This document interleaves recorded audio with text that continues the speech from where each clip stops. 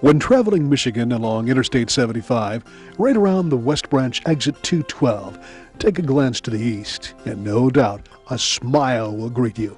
It's the Smiley water tower, bright yellow with its distinctive black eyes and smile. The tower stands tall and proud in West Branch's first industrial park. The tower, known affectionately as Smiley, resulted in West Branch being given the nickname the City with a Smile. Smiley has struggled to survive in this northern Michigan community and has done so with huge community support, spearheaded by Mr. Smiley himself, the late Ralph Steinhauser. Ralph, affectionately known as Mr. Smiley, conceived of the idea to paint the then brand new water tower with a huge smiley face while he was the city clerk of West Branch many years ago. The idea gained support with little opposition and grew to enormous dimensions. Smiley has now become somewhat of a celebrity, not only spawning an annual Smiley Day celebration, but attention from around the world. Smiley's father, Ralph Steinhauser, Mr. Smiley, recently passed away, but managed to leave behind him a legacy of happiness and a trail of smiles. On this edition of Michigan Magazine, we visit with Ralph's son, Steve Steinhauser, who sat with us one summer's day at his home near West Branch to reminisce about his father's idea and his life devoted to making people smile and maintain the positive image of Smiley the Water Tower. My dad was city clerk of West Branch, and he was born and raised in West Branch, and West Branch was his life. You know, he had a little stint in the service for a while. During World War II, he was over in the Philippines. You know, and that smile is indicative from the day he was born till the day he died. He always had a smile on his face. That's probably where he inherited the name Smiley, not because of the smiley face so much, but I mean, that was his attitude. I don't know, Dad was probably one of a kind as far as I can imagine. I obviously grew up with him. He was a giving man, a little bullheaded sometimes, but that paid off. Like I've said, is that when he put his mind to something and he thought it was worthwhile, he gave it 110%, and he followed through until it was done. You know, he never wavered. He was not afraid of adversities. In fact, I think probably that again goes back to the German in him, that he liked adversities because that just motivated him that much more to accomplish what he felt was the right thing to do. And like I say, a lot of his projects were not 100% supported, and he had to go out and dig up the support. More example is that the Smiley Tower. Lifetime resident of West Branch, city clerk, promoter extraordinaire of the area.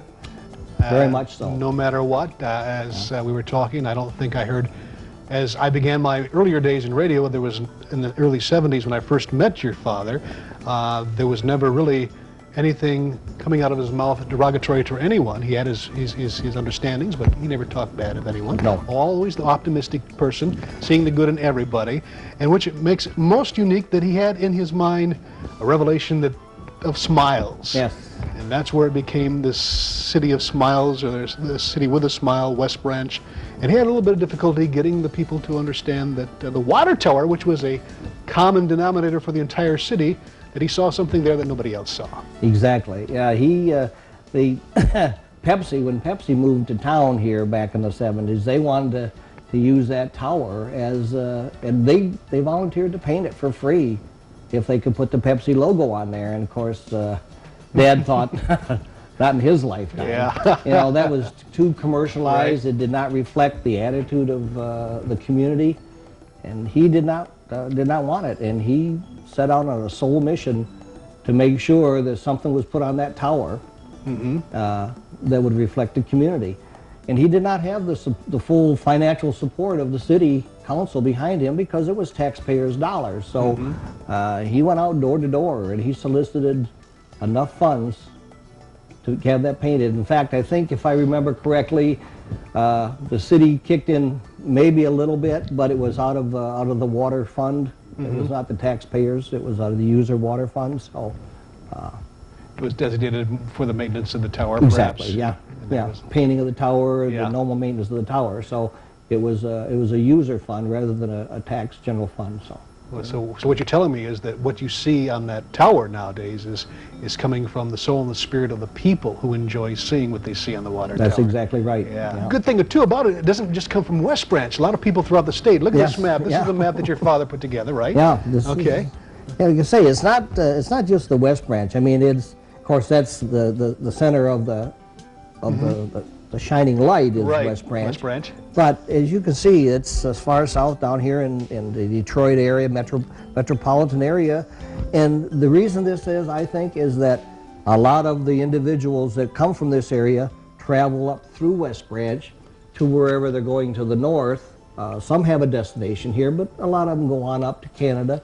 And that's the perfect stop spot, to take their pit stops or get a bite to eat or whatever. And so Dad, having the foresight to see that, he hit up a lot of people up there on the, quote, the hill, to stop in and donate, and they did. We salute the life of Mr. Ralph Steinhauser, Mr. Smiley, a life well lived, and spirit from that life that lives on in the beaming smiles of the visitors and citizens of West Branch.